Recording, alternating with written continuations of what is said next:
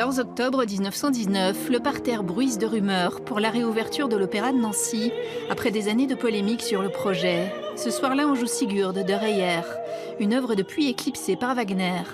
100 ans plus tard, jour pour jour, l'opéra revit en version orchestrale.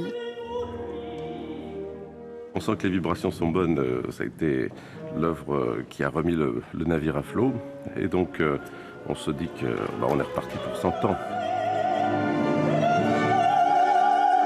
C'est un opéra qu'on appelle un peu post-wagnérien, bien qu'il ait été écrit au fond avant le Siegfried de Wagner, donc une mythologie nordique dans laquelle vous avez des bardes, des grands prêtres, des magiciens, des elfes, des kobolds. C'est plus proche du Seigneur des Anneaux et de Game of Thrones que de la Traviata, vous voyez.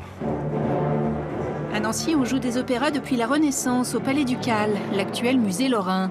Quand il fait bâtir la place Stanislas Leczinski y inclut une comédie. C'est le bâtiment qui abrite aujourd'hui le musée des Beaux-Arts. Mais le 4 octobre 1906, après une répétition de Mignon, l'opéra prend feu. C'est le début de 13 ans de polémique pour sa reconstruction.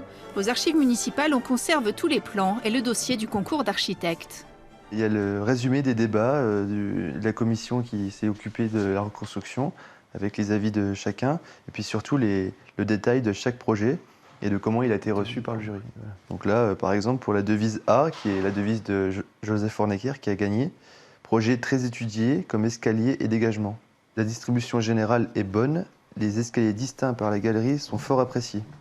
C'est d'ailleurs le point fort de ce projet, c'est pour ça qu'il gagne. Le projet de Joseph Hornecker n'en finit pas de faire couler de l'encre. Face aux polémiques, il doit d'abord déménager en face sur le site de l'évêché. Ligne de la toiture, empiètement sur le bastion Vaudémont à l'entrée de la Pépinière. La presse le qualifie de verrue colossale, avec un cas, Hornecker est alsacien. Victor prouvait lui-même d'architecture parasitaire. Déjà, rien que sur le lieu, il y avait un débat. Après, quel type d'architecture? Est-ce qu'on est dans une architecture néoclassique, c'est le cas? Ou est-ce qu'une architecture contemporaine de l'époque? Je comprends tout à fait qu'il y a eu des débats, parce que si aujourd'hui on devait être amené à repenser, par exemple, la construction d'un opéra à Nancy, il y aurait nécessairement des débats. Sigurd sera encore joué jeudi à l'Opéra national de Lorraine. Si vous voulez vous plonger dans la fabuleuse histoire de sa reconstruction, ces photos sont numérisées sur le site des archives municipales de Nancy.